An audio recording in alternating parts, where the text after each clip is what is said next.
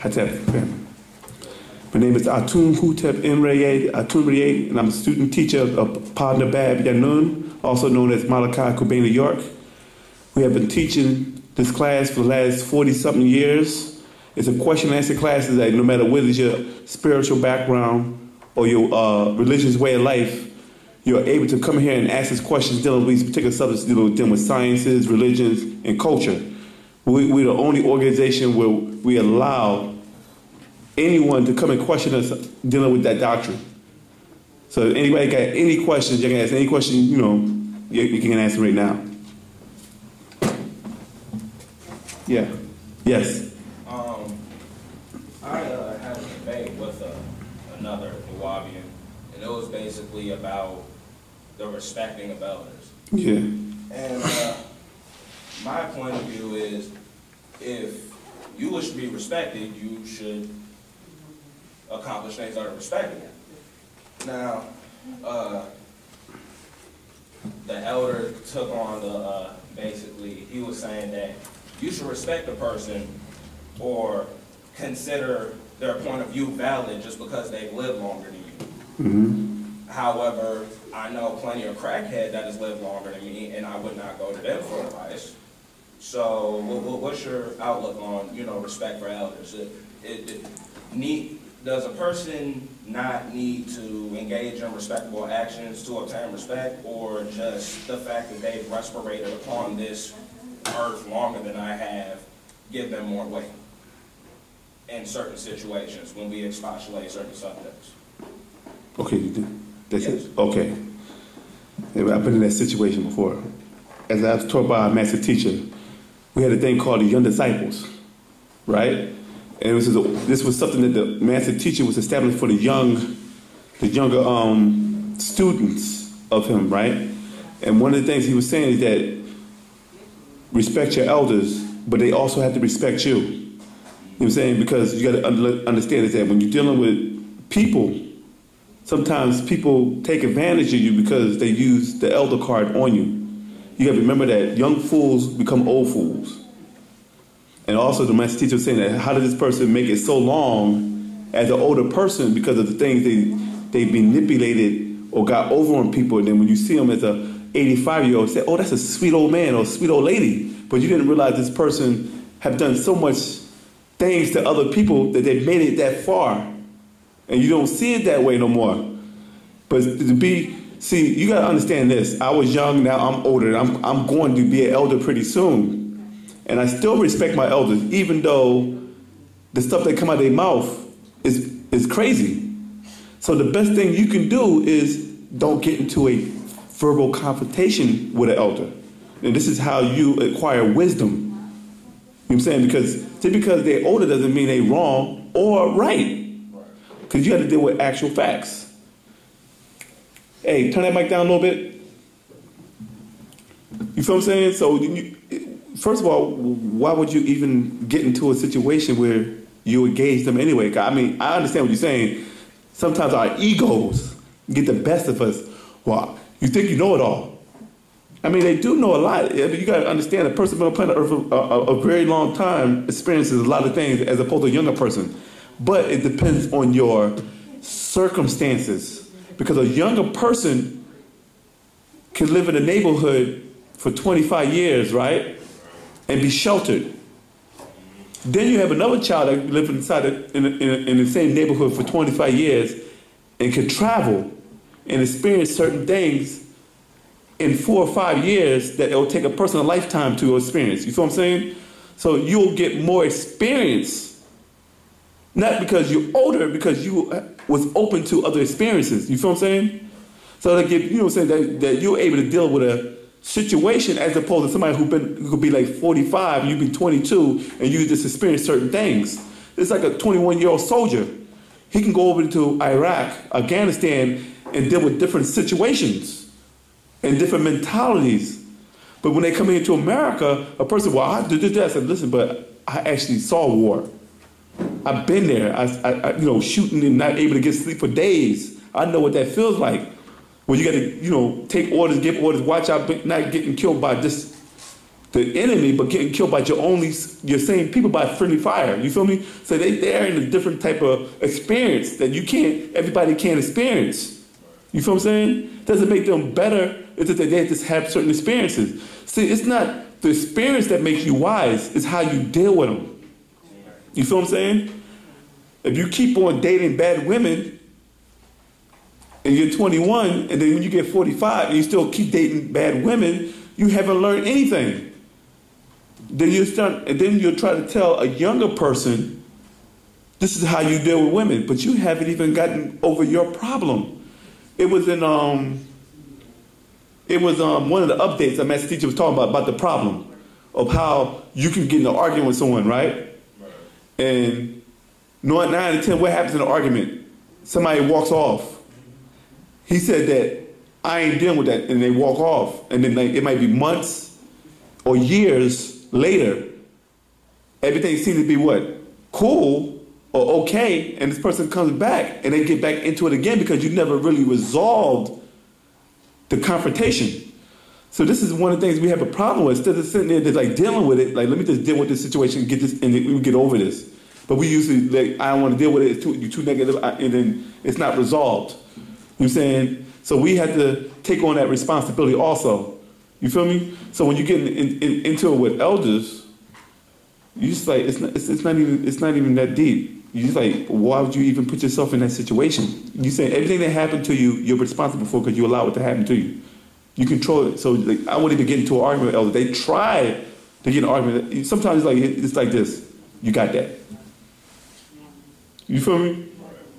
Now you say, well, I ain't dumb. You know, who cares? I mean, at the end of the day, you know, you can walk and say you got that and still be at peace, and you won't be as, stressed out or distraught, right? Or you can sit there and go toe to toe with the elder, and not only you be disrespecting him, you know what I'm saying, you also cause yourself to be distressed out too, and then it's going to come back on you when you get older, and then somebody will do the same thing to you, and he will say, damn, you know, he's doing the same thing to me that I did to somebody 20 years ago. Because at the end of the day, does it really matter who's right or wrong? If y'all get into an argument like that, if he wants to be set in his ways, then there's nothing you can do about that. You got to understand, a lot of people have been doing stuff for so long. This is all they know. And who are you to come by and say, like, you know, this is better? You know, you just let it be. You feel me? Yeah. Any other questions? See, in our culture, see, this is one of the things that we have a problem with. We would never, ever have this type of problem if we were practicing our natural African culture. Because, you know, in Africa, elders is like considered precious in the community. You know what I'm saying? Because you got to remember this too. When you're looking at an elder in this society, it's not the same concept that was in Africa. You know what I'm saying? You're looking at an older person and you assume this person has something to offer you, like wisdom and experiences, right? But sometimes people has a different perception. You know what I'm saying? Because, you know, when I was growing up, elders was like, you couldn't wait to get old. I mean, this is how I grew up, you know, 80s and 70s. I can't wait to get old to be like this guy, because this guy, he can talk and he always give you answers to problems. You know, like before you get into a jam, this guy said, well, this is what I did, and this is, I mean, positive. You know what I'm saying? And don't do this because I see where you're going at. And you be like, nah, you think you got it all figured out. Don't worry about it. You just keep doing what you're doing. Then you get in situations that come back. You know what? You were right. I didn't see it, but we saw it. Because we're older and we've been there. And I'm pretty sure a lot of us are getting up in age where you didn't do the same things you did when you were 14. That's for sure. You know what I'm saying? But then when you watch a 14-year-old going somewhere like, oh, I see where they're going. Oh, she like this dude and she going to go against her parents and she ain't trying to, and then she going to get her heart broken. Women, y'all know this. But you know, when you was that age, nobody could tell you nothing because you were grown. Oh, I think I'm grown. But your mom said, he ain't no good. How would your mother know that he was no good? Because she was in that same situation with the same mentality 30 years ago. And she see the same thing happening to you. It's like the cycle's going over again. You what to say? I was just, you know, basically about to say, you know, in response to that, Yeah, but see, you know, the elders, I mean, like you said, you know, in Africa, they actually, you know, did things. Yeah. You know, that were actually, you know, important. And very beneficial to the community. Right. Because what happened is if you have a young carpenter, a young metalsmith, a young jeweler, a young hunter, these guys will eventually become older. And what happened is they have to pass on everything that they have learned and experienced onto you. Right? So you can become a better person dealing with that profession. You feel what I'm saying? So that means they had trial and error. Certain things they wouldn't do when they hunt, and some days they would do when they hunt. But they'll pass that knowledge on to you, and they pass that wisdom on to you. And then you pass it on, and this is how important the elders were in our community. But what happened is we have a different type of elder. We have a black elder with a European mentality. You feel what I'm saying? Because the first thing we do with our elders is that back in the 70s, your mama stayed with you, and your father stayed with you. And what happened is because you worked so hard, who would watch the kids for you? Them. We didn't have babysitters, like, you know, where you get to pay somebody to go watch your children. Not in the black community. It was either a relative or the grandparents would look after the kids because they old in age and they didn't have time to really raise the kids as personal as they wanted to be because they had to work hard also. But the grandmom, this is how important it was in Africa. The grandmother will always say, give me a grandson or a granddaughter so I can take care of them. You know what I'm saying? Because this is how they stay young.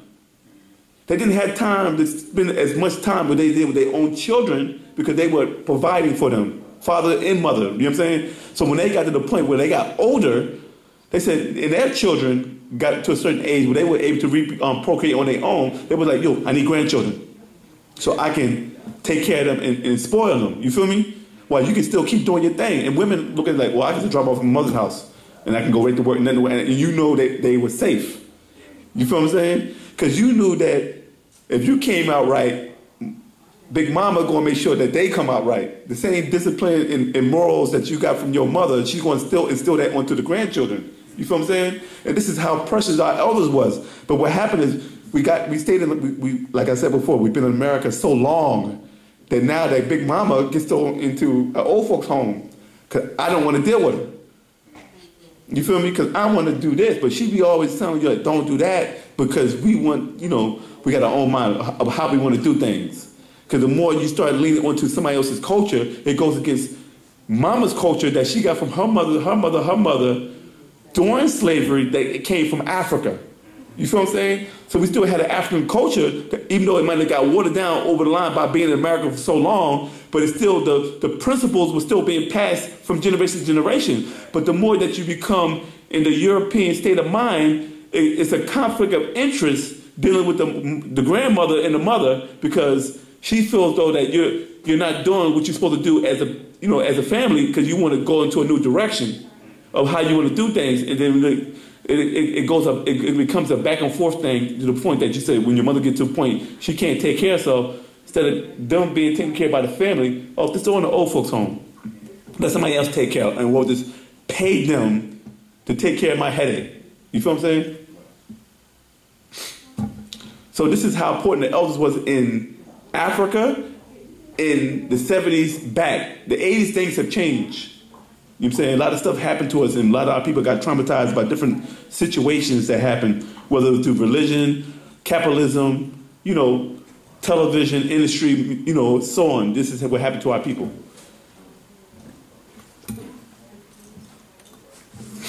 Yeah, go ahead.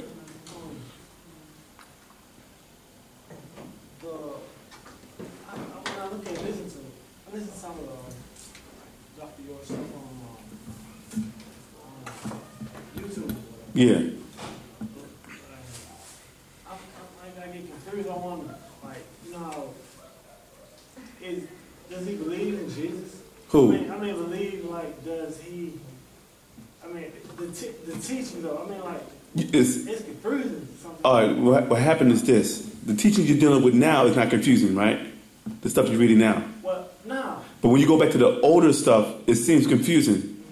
The only reason why is that you're not looking at Wu-nuwaupu. You're looking at Wu-nuwaupu that's been submerged into religious doctrines. What happened is that when people say, oh, how can you dog the Bible, but you use the Bible? Because if I gave you the original translation that where the Bible and the Quran came from, you'd be saying, that's not my book. Because this is what you were taught. These were what you were given here in America. You feel me? These are foreign books that came from Lebanon, which you know as Israel or the land of Canaan, Saudi Arabia, and Rome. All your major religions come from Christianity come out of Rome, Islam come out of Saudi Arabia, and Judaism come out of Lebanon, or what you call it, that area, the Middle East area, upper Middle East. So what happened is he had to give you what you wanted, which is religion, so you can want what he had to give, which is the actual facts, Wu-nuwaupu. Because when I first came into this organization, it was an Islamic organization. It was called the Nubian Islamic Hebrews. Right down the book. You know what I'm saying? Ansarullah community. It was an Islamic community, right? But it had the ancient Egyptian spiritual science blended into it, because at the time he brought Wu-nuwaupu in 1963 and 1967, people would not accept it. It was too deep. It was too over the head. The technology wasn't there. There was no internet. There was no information that was actually where you could actually say, let me go on the internet and look up this word. You had to literally pay thousands of dollars to go to certain prestigious schools where they could teach you this information. You know what I'm saying? You had to go to Harvard, Yale, Oxford, Berkeley, whatever, so on. You know what I'm saying? To get certain higher education. This is why certain schools were so expensive, because they teach you a higher education than certain other schools. But the average black person couldn't get access to that. You feel me? So Dr. York put a lot of this stuff in his books. He talked about science of pyramids, ancient Egyptian pharaohs, Yoruba, science of creation, science of healing. So a person who was on a certain level of information will actually be upgraded to a college level of teaching. You feel me? Because you would never knew how to talk about quantum physics, you know what I'm saying, nanotechnology, antimatter stuff, certain stuff that you wouldn't even think as a black person who lives in the ghetto or the hood or the suburbs would actually think about into that type of information. It never been presented to you, so you would never be curious about what is that. You feel me? Because you were taught the basic three religions of Islam, Christianity, and Judaism, and you only stayed in that lane. So he was able to bring it into that. But when people didn't accept Wu-nuwaupu back in 1963, 67, he had to pull back and find the most dumbest religion that you could find in the world to put Wu-nuwaupu in, so it can try to spoon feed you. And at the time, it was Islam. It was the most brain-dead, numbest religion on the planet Earth. There was no, you don't question nothing, you just accept it for what it was. It suppressed women, you know what I'm saying? It teaches you not to be black, not to appreciate your black heritage, you know what I'm saying? So Dr. York used Wu-nuwaupu, but he brought it out to the point that he made sure that all the prophets were black. It did, you know what I'm saying? Even go to scripture, it showed that they were black anyway, because if you look at the bloodline of all these prophets, it still came out of Egypt. You know what I'm saying? But he had to use that avenue because that's what people wanted. Because at the time, a lot of people don't know that Islam was the fastest growing religion in America at the time. A lot of people got fed up with the Christian concept of Christianity because they say, oh, we love Jesus, this, that, and it's all about universal love. But the Caucasian was still hanging niggas from the trees on the cross, sicking dogs on reverends. I'm not talking about average black people. Black Christians, lawyers, nurses, school teachers. I'm talking about in the civil rights movement. Those people that were being attacked were professionals. Not your average day person that lives in the neighborhood that shoe shine and tap shoes. These were black professionals that were part of the Southern Christian Leadership Conference. That Dr. Martin Luther King, David Abernathy, Jesse Jackson, Andrew Young, and so on, and Hosea Williams, and so many others, Stokely Carmichael. All these guys were that's why they call it the Southern Christian Leadership Conference, because these were all Christians that came together and said, look, we need to do something with being abused. They said, we're going to sit inside of these restaurants. I don't care how many times they call us niggas or how many times they busted in here with a bottle. We're not going to move. We're going to want our rights. You feel what I'm saying? And they were being attacked. You feel me?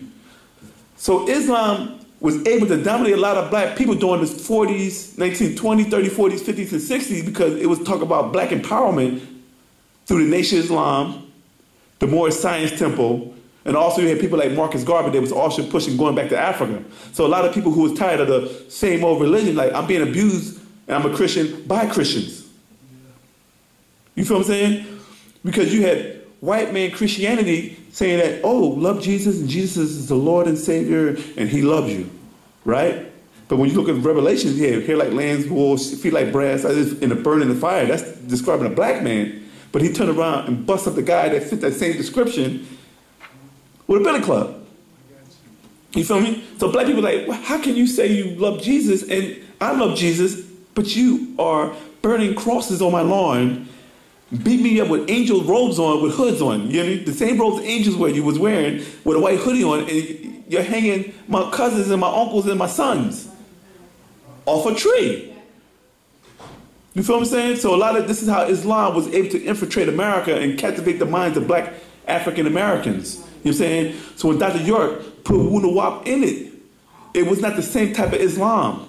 Because in Wu-nuwaupu, it started questioning all the major religion of, if God did this, why does this? And then even the people that were Muslims were looking like, that's not Islam. I said, well, you can't dispute it because it's all backed up by scripture. Then we went from Islam into Christianity as Holy Tabernacle Ministry, or into Judaism as Nubian Islamic Hebrews or Nubian Hebrews. Then you had the United Nations of Moors. So everything that the Caucasian gave to us that was his, black people latched onto it and said, well, we're going to black this, black that. When I say African, do I have to say black African? Do I have to say black African, anybody? Why? Okay, now if I say white African, what I'm saying? Huh? I'm saying a white person that lives in Africa. So these religions are, well, I'm a black Hebrew, I'm a black Christian, I'm a black Muslim. So that means that if you're putting that title onto these different schools of thought, that means that this is not your way of life, because that's saying that you're converting from this to this, that you're a convert. You're not originally an Arab. You're not originally a Roman, and you're not originally a Jew. You feel what I'm saying? But you're taking on these titles as though this is supposed to be you because this is what you've been given. You've been given a watered-down version of your story through the eyes of a Caucasian. So his ideology has been impressed and forced upon you, and you accepted it.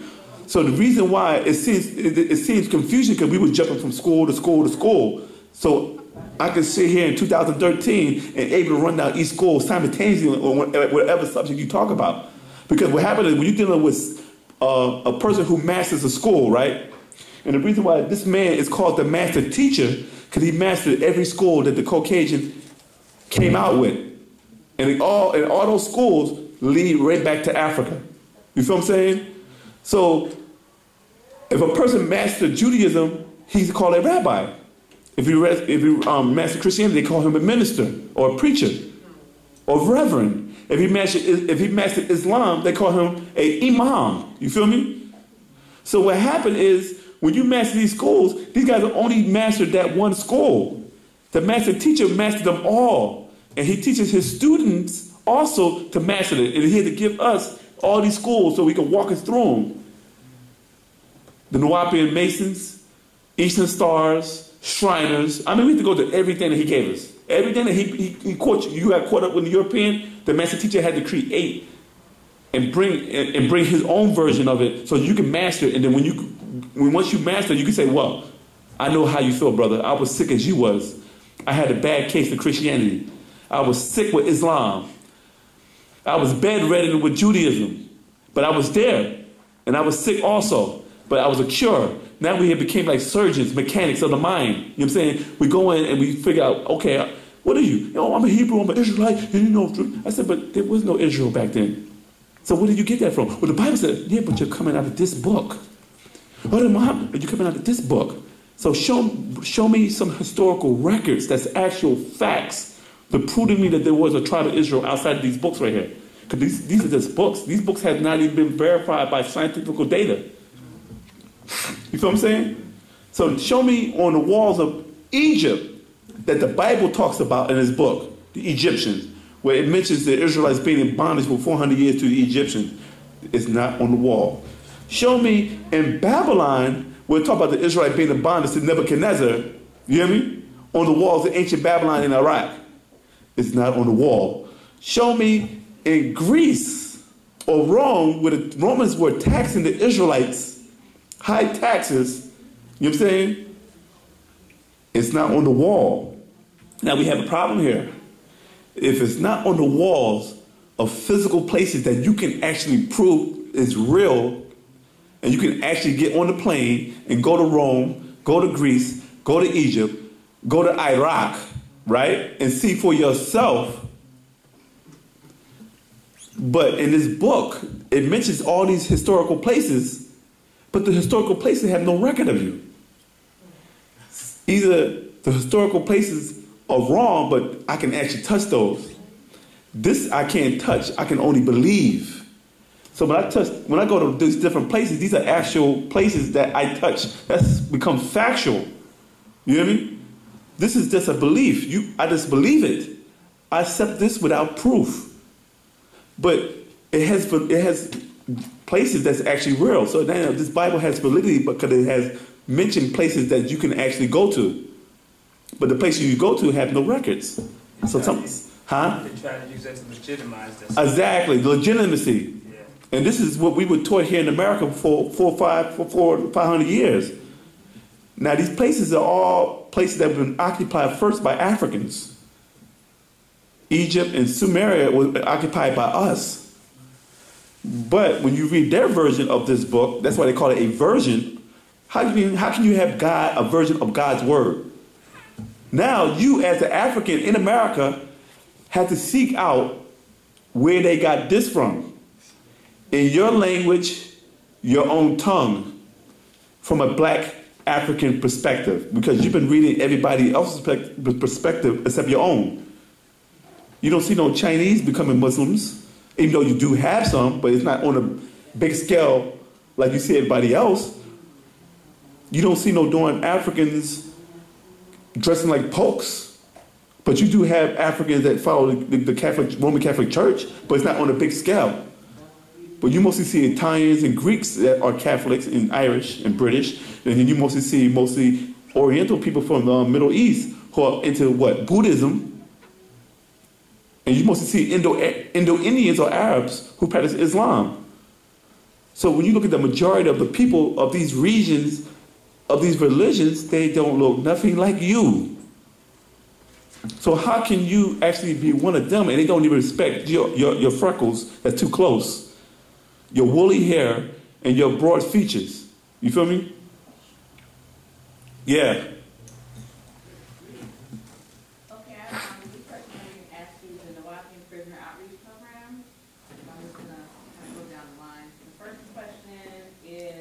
Is that dealing with Pop's, you said Wu-nuwaupu, what's that again? Prisoner Outreach Program. What is that pertaining to? Because it sounds familiar, it's something that we was working on. No, it's not. That's something new? No. Somebody's asking a question about that? What it is we have prisoners that write the office with their questions. So, oh, that's what, go ahead. Yeah, I got you. You got to be a little more specific though, I got you. Yeah.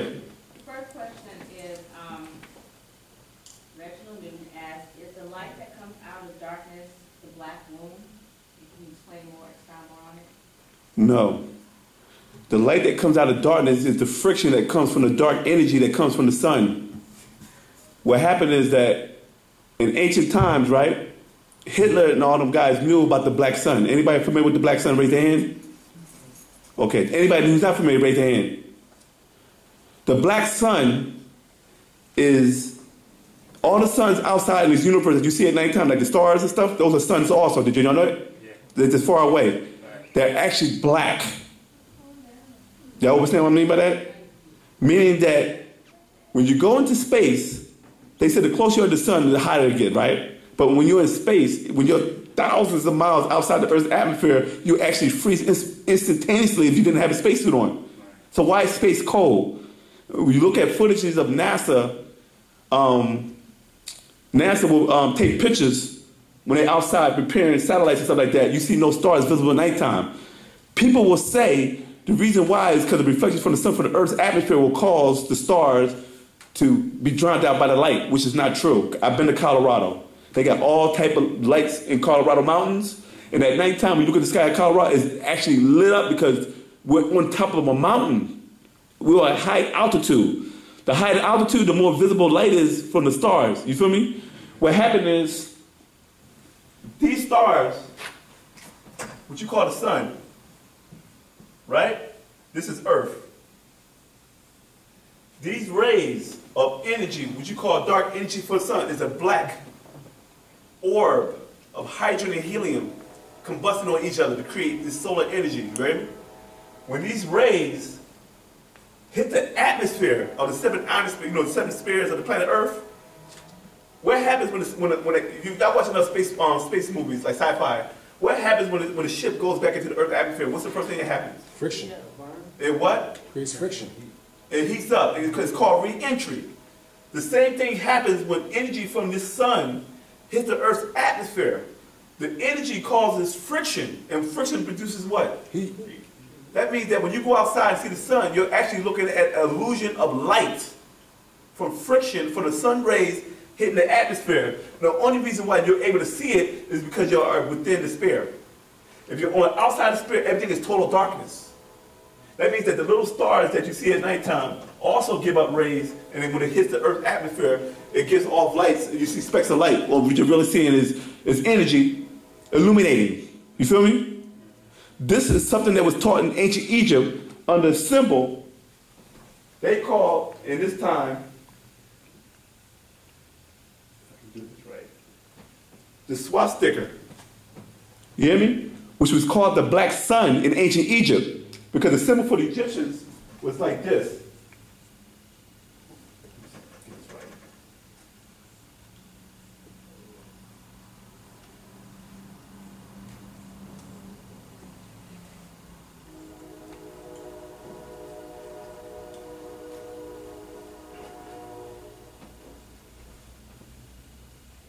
It had 4 points, like the X-Men symbol. You hear me? That's dealing with high noon, Atun. When the sun set is Amun. When the earth is in the shadow state, which means that when on the other side of the sun, which is darkness, that's Anun. And when the sun rises in the morning, they call it Atun. This is where the swastika came from the 4 points. And this is the 4 points when the earth rotates. And it appears that the sun is moving around the planet Earth, and the sun is not moving. It's the earth rotating on its axis to give the appearance that it's coming from east to west. You know what I'm saying? This was the ancient science that was taught back then. And the swastika symbol came out of Egypt and made its way into a place called Bali, amongst the Hindus, who took on that symbol also. You hear me? And the symbol represents the black sun.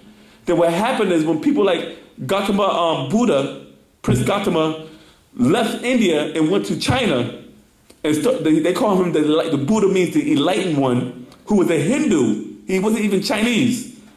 Came into China and started teaching these Orientals his Hindu doctrine, and he brought the swastika with him.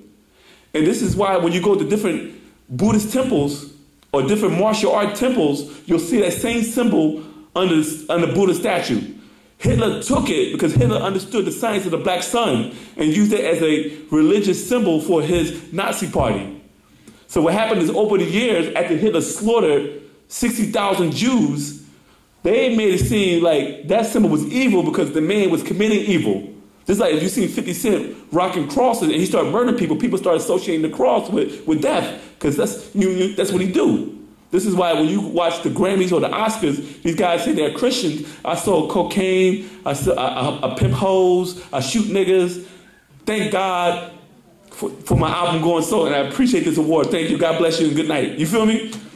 But they wear the cross and they asking God, they telling God, thank you for letting me be a demon to sell records to destroy my people, and I want to thank you for helping me sell to go platinum. You feel me?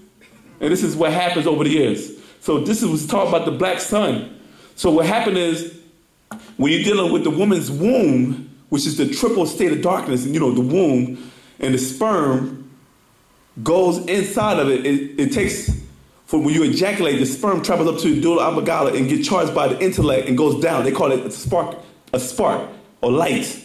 And it goes and fertilizes the egg. And this is what they talk about, the light coming out of the darkness. You feel what I'm saying? So when they talk about the light come out of the darkness, they talking about the atmosphere of what light is. That's why I said in the Bible said, in the beginning God created heaven and earth. He said, let there be light. But in order for it to be light, he had to create the conditions for the atmosphere to cause the friction of the light to produce heat so it can warm the planet up. Without atmosphere, it would be like the moon, cold and dead. They understand that? Yeah. Go ahead. Next question who wants to know, in Sumerian doctrine, how was Tammuz converted? Well, that's a good one. The same way we're being converted now. You got to remember that our species come from a very disagreeable bloodline. You feel me? Which is coming from Fatah Nun, which is Enki. He was a hybrid. His father was a being that came from the planet called Risk, which you refer to in this Bible as heaven. You hear me? And his mother was a draconian princess. You know what I'm saying? That came from the planet called Dracos, or whose home planet was called Meldak. And what happened is when he was born, he had a he had a dual nature. But what happened is a lot of beings were mixed in with the Sumerian deities that were of a disagreeable nature. And what happened is, if you study a book called Who Lived Before the Extraterrestrials in Creation, and I forgot what page it was, but I'll give it to you next time, where it talks about how certain beings who were born will have a disagreeable counterpart, right? Certain Riskians will vibrate on 180, agreeable, and you got 180 disagreeable. They had a counterpart. And what happened is when this counterpart will come into his other counterpart, whoever defeats who mentally will move on to the next level. So if a being that was 180 degrees was able to overcome his counterpart who vibrates as a disagreeable being, this being will become a 360-degree positive being dealing with agreeableness. You hear me? Then he will have a counterpart that's 360 disagreeable. Now, if he defeats or overcome a being that's 360 degrees, they'll come into 720. They'll become an Etherian with 720 degrees of agreeableness. You hear me? But if that disagreeable being overcomes a being of 360 degrees agreeable, then that being will actually become a part of the order of the Luciferians, which you know as the 200 fallen angels that was cast out of the heavens. You hear me? So what happened is Tammuz was the perfect being to bring the both houses together between the two brothers. Enki and Lil were at war with each other because Enki was firstborn son. Because he was not a pure blood Riskian, he did not get the right of successorship from his father to become a ruler because he was not pure-blooded. But Anu's second son, Enlil, was a pure-blooded because Anu was married to his half-sister. And by Nubarian or Riskian law, he became the successor to Anu. Enki had a problem with that. He felt that his birthright was taken from him. And you can find the same story being repeated over and over again in the Bible of Cain and Abel. Isaac and Ishmael, Jacob and Esau, Solomon and Adonijah. You know what I'm saying? They always had a conflict between the two brothers, Shalom and Shekar. You feel me? Brother versus brother. It's always the same story has been repeated so many times in it. Seth and Osiris in Egypt. You know what I mean? So what happened is, Enlil had a son named Nanar, and Nanar had a daughter named Ishtar. That's on Enlil's blood side. On Enki's blood side, he had a son named Dumuzi, and Dumuzi married Ishtar and gave birth to Tammuz. Because of the reptilian nature from the father's side, and also the disagreeable nature that came through Nanar, because Nanar was with a reptilian princess, being also that gave birth to Ishtar, Tammuz came out vibrating as a disagreeable being. You feel me? So what they did is they changed, they polarized his nature and they converted him from a disagreeable to agreeable. So he was captured by Nergal and was taken to a place called Shambhala, which you call in the Bible, they refer to as Haiti or hell. In ancient Egypt, we call it the underworld, where they had cities that was beneath this planet.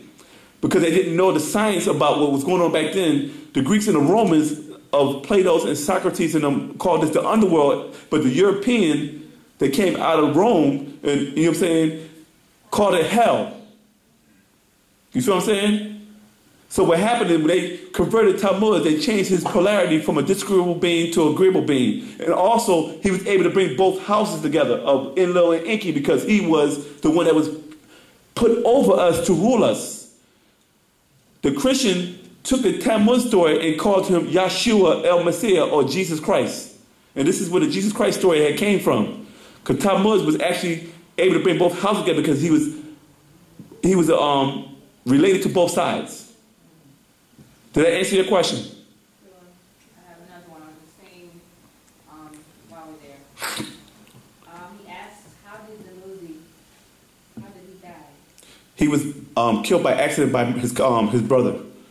What happened is Dumuzi was,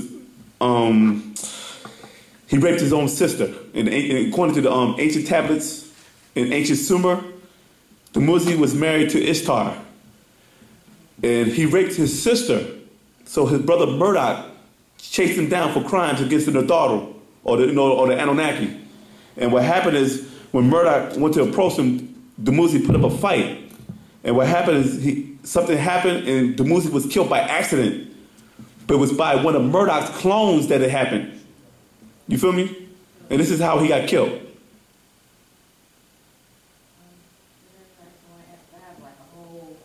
Anybody asking any other questions?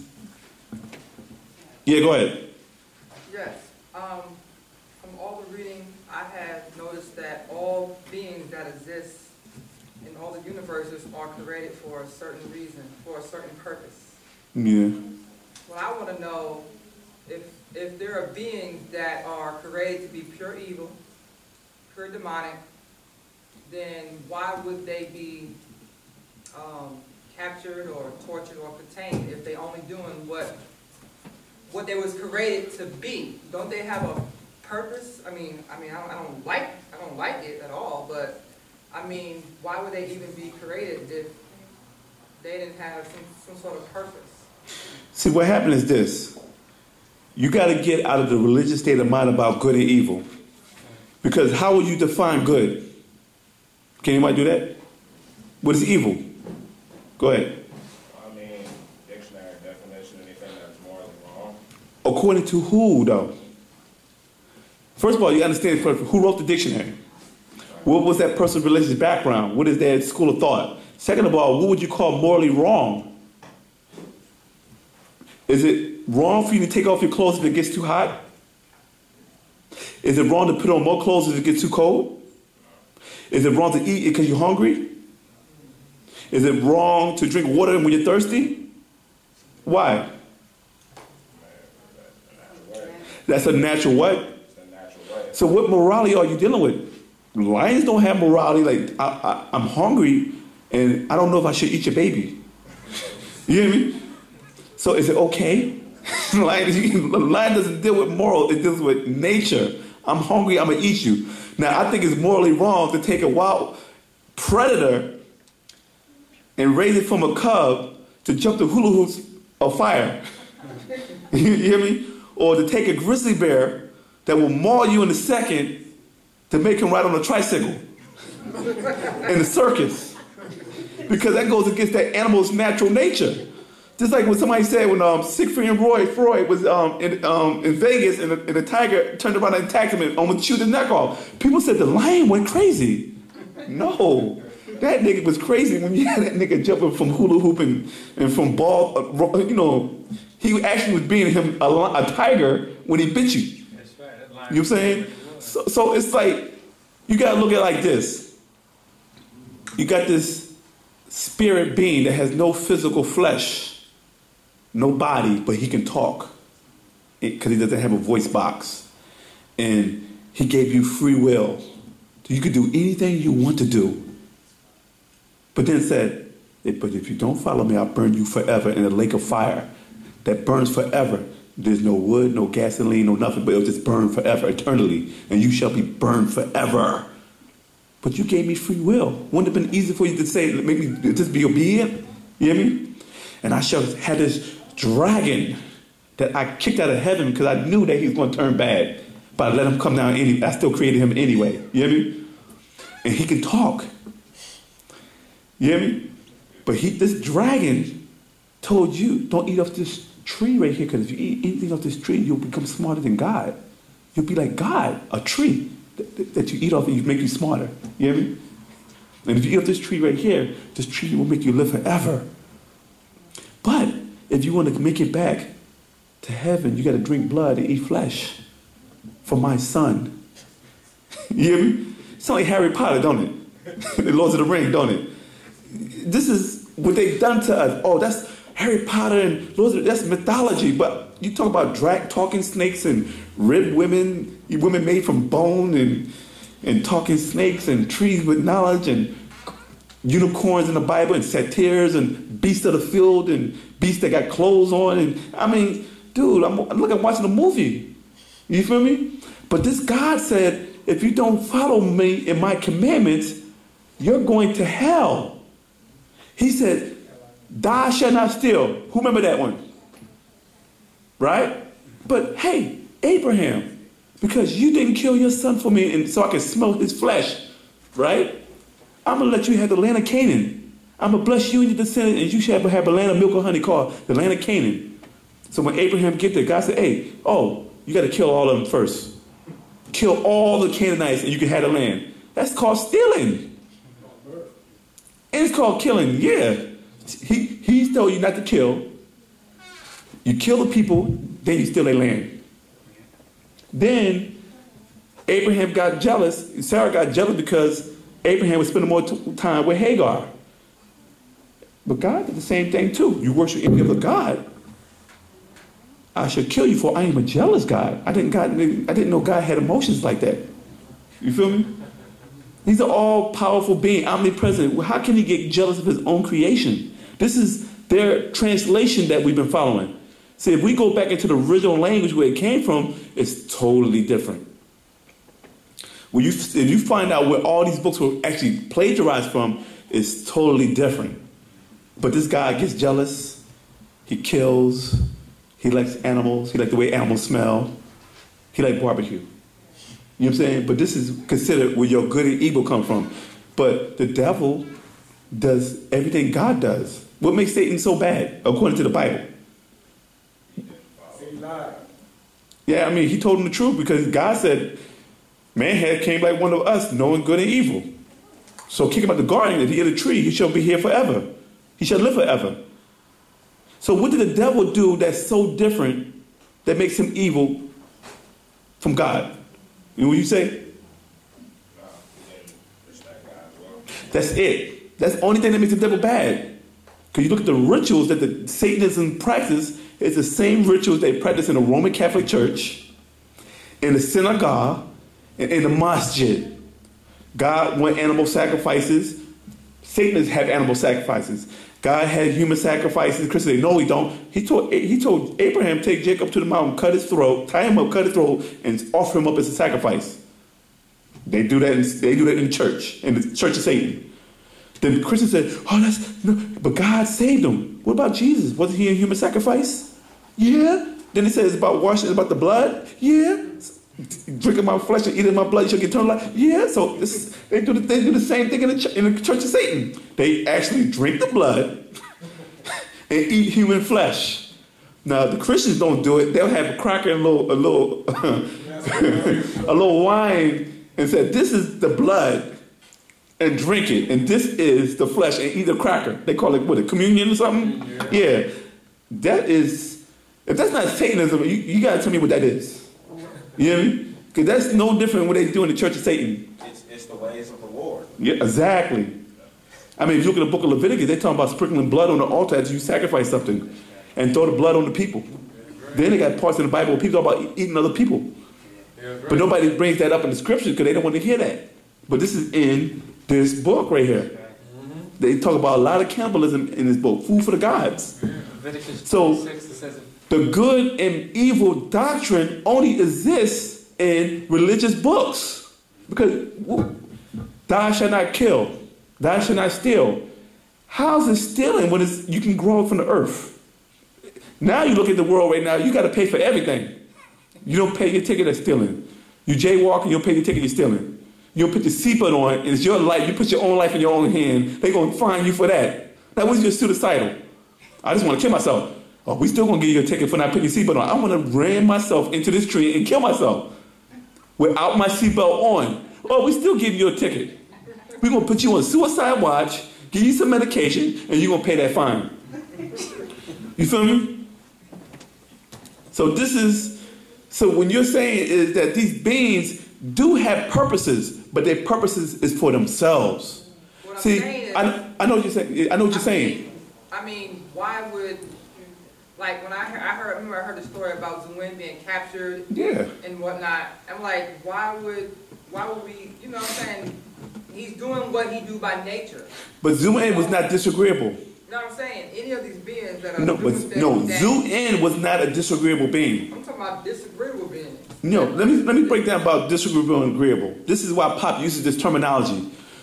Disagreeable and agreeable has nothing to do with good and bad. Those are two different concepts. If he said, yo, I like that Mariah Carey song, he thinks it's the hottest thing. I said, that song is garbage. She got Lil Wayne on it, and he can't rap. And the music sucks, but he like it. I'm being disagreeable to him.